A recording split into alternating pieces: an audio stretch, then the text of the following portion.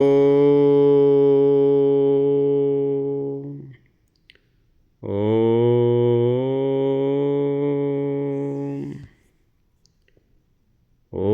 विश्वानि देव सवितरदुरितानि पराशुभ यद भद्रं तन्नयाशुभ।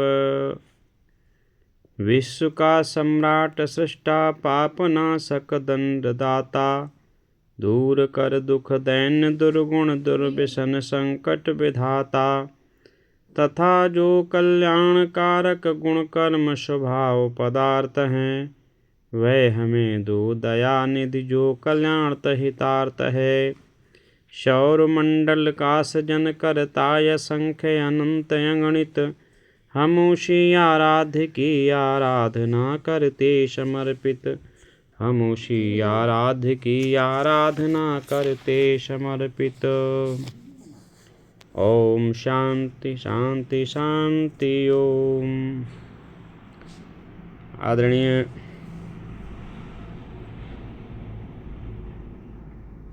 YouTube channel सत्य की आवाज़ से जुड़े हुए सभी साथियों, आप सबका हार्दिक अभिनंदन, स्वागत और वंदन है। आइए आज हम पुनः आपके समक्ष उपस्थित हो रहे हैं और महर्षि दयानंद और आर्य समाज के वैशिष्ट की तीसरी वीडियो हम आपके बीच में रखना चाह रहे हैं।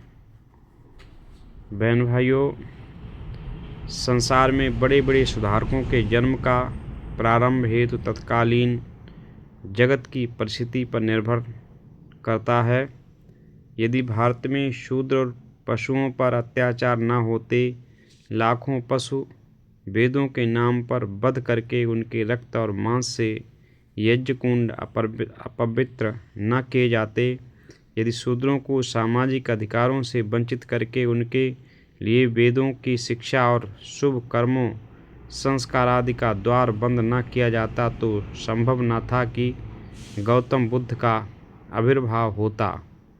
इसी प्रकार यदि देश में नास्तिकता का प्रचार न बढ़ता और वेदों के निरादर का भाव उन्नति न कर जाता, तो संभव न था कि श्री शंकराचार्य आदि प्रकट होते।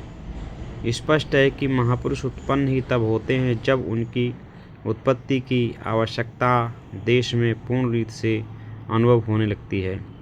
स्वामी दयानंद का आविर्भाव क्यों हुआ, इसका स्पष्ट उत्तर तत्कालीन परिस्थिति पर एक दृष्टिपात करने से मिल जाता है।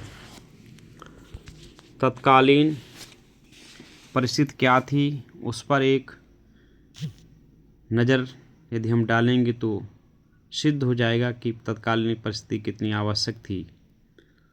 वेदों नंबर एक, वेदों के नाम से लोग परिचित थे, परंतु वेद क्या है, उसमें किन किन शिक्षाओं का उपदेश है, इससे सर्वथा अनभिज्ञ थे।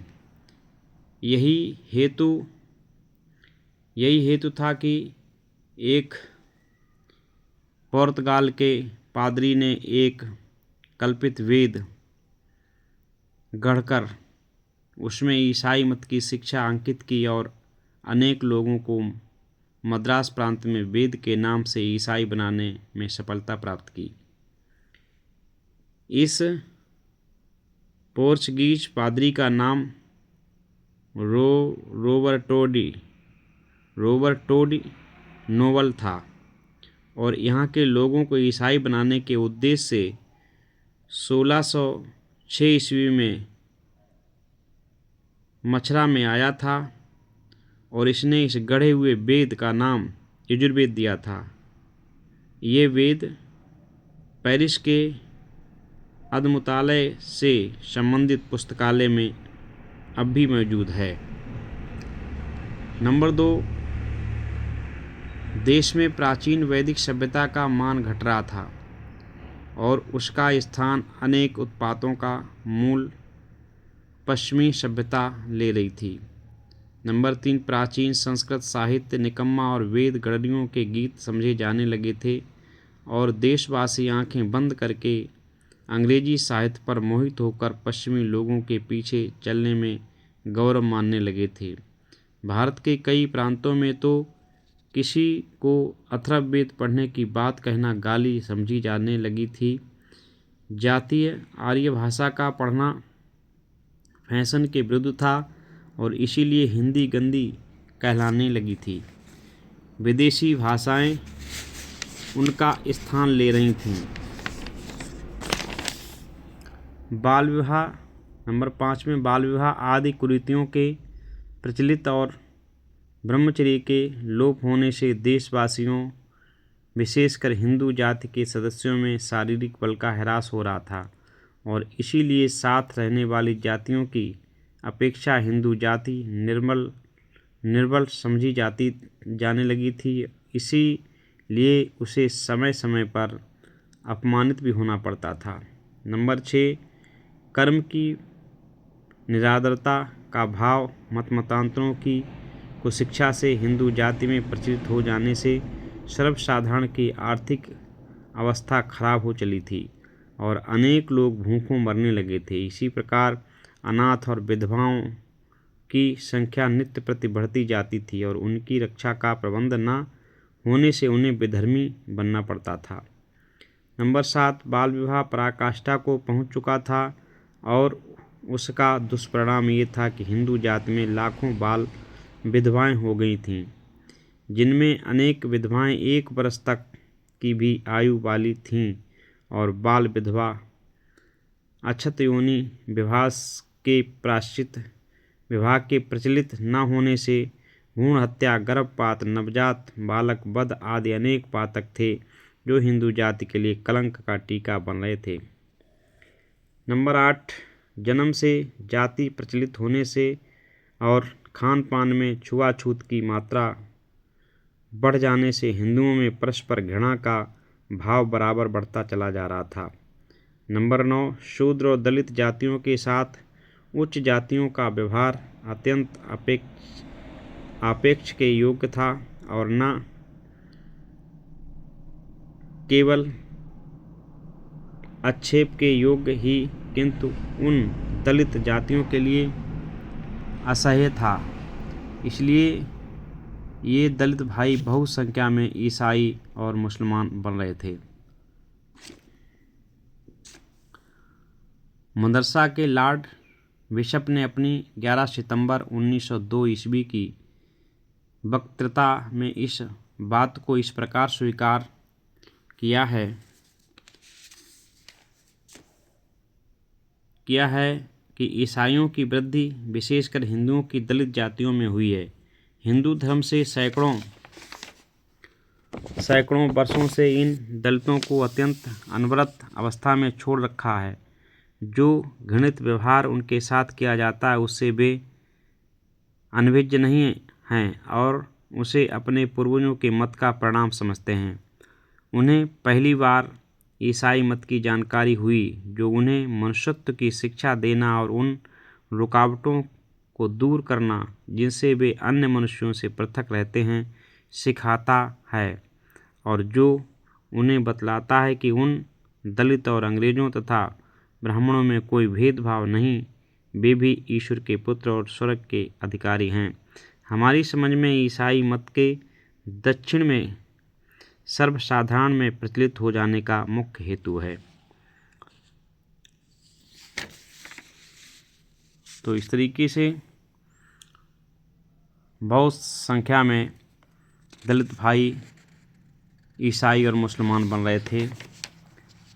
नंबर 10 में स्त्रियों का मान बहुत घट चुका और नित्य प्रति घट रहा था। उनको शिक्षा पाने का अधिकार न था। मनुष्यत्व के साधारण अधिकारों से भी वे वंचित रखी जाती थीं। उनकी अवस्था का चित्र तुलसीदास की इस चौपाई से भली भांति खिंच जाता है। ढोल गमार शूद्र पशु नारी ये सब ताड़न के अधिकारी। नंबर 11, हिंदू जाति ईश्वर से विमुख हो रही थी। ईश्वर की उपासना को भूलकर उस उपासना का स्थान अपने हाथ से घड़ी गढ़ी हुई पीतल और पत्थर की मूर्तियों की पूजा को दिया गया। इस एक ईश्वर मानने की जगह 33 करोड़ देवता माने जाने लगे और इतने पर भी बस न था। इस 33 करोड़ संख्या में मियाँ मसानी आदि अनेक देवताओं की वृद्धि होती ही जाती थी। अधिक विस्तार करने की जरूरत नहीं है। ये और ऐसे ही परिस्थिति थीं जिसने स्वामी दयानंद को जन्म दिया और महर्षि दयानंद का इस भारत में प्रादुर्भाव हुआ। ये ऐसी परिस्थितियों के कारण ही हुआ। महर्षि दयानंद के पूर्व इस गिरी हुई पूजा ने हिंदू जाति में जो गिरावट पैदा कर दी थी, उसका दिग्दर्शन इसी एक बात से हो सकता है कि जब काशी में विश्वनाथ का मंदिर तोड़ा गया था तो विश्वनाथ जी का उस समय एक चमत्कार प्रसिद्ध किया जाता है, और वह ये कि वह जब एवं लोग मंदिर तोड़ चुके और विश्वनाथ जी से उनका भेंटा होने वाला था तो विश्वनाथ जी उनसे बचने के लिए समीपवर्ती एक कुंड में यानी कुएं में जाकर छिप गए। बाहरी चमत्कार भला, जिनके देवता यवनों से भयभीत होकर कुएं में छिपते हैं, वे किस यवनों का मुकाबला कर सकते थे। इस दुर्विचार ने हिंदू जाति को और भी निर्बल बना दिया और बराबर बनाता जा रहा था। ये केवल विश्वनाथ की ही लूट नहीं, ऐसे हमारे अनेक उस समय मंदिर लूटे गए यवनों के माध्यम से, अंग्रेज़ों के माध्यम से, जिनके चाहे वो काशीनाथ का मंदिर हो, काशी का विश्वनाथ का मंदिर हो, चाहे वो अयोध्या का मंदिर हो, चाहे वो कृष्ण जन्मभूमि मथुरा हो, चाहे सोमनाथ का मंदिर हो, ऐसे अनेक मंदिर हमारे तोड़े गए। और उन मंदिरों को तोड़ने के समय हजारों नहीं लाखों की संख्या में नरसंहार किया गया। बेरहमी से सारे मंदिरों की लूट की गई। उस लूट में सोमनाथ की लूट हुई। इतिहासकार लिखता है, महमूद गजनवी ने चांदी को हाथ नहीं लगाया, इतना सोना हीरा आदि उसको मिला जो उसके पास ले जाने के लिए साधन शेष नहीं बचा, इसलिए उसने चांदी को हाथ नहीं लगाया। आदि जो बहुमूल्य रत्न थे हमारे देश के, उनको ले गया। ऐसे प्रत्येक मंदिर की लूट में यही हुआ। आज यही कारण था महर्षि दयानंद जैसी महान आत्मा का आना और तमाम समस्याओं का समाधान करके पुनः सत्य और धर्म की स्थापना करना, सच्चे ईश्वर के विषय में बोध कराना। यही जब कारण उत्पन्न हुआ तो महर्षि दयानंद का इस भारत भूमि पर प्रादुर्भाव हुआ और वो आए, उन्होंने हमें जगाने का काम किया। धन्यवाद। आज यहीं पर अपनी वाणी को विराम देता हूँ। अगली वीडियो के लिए सभी साथियों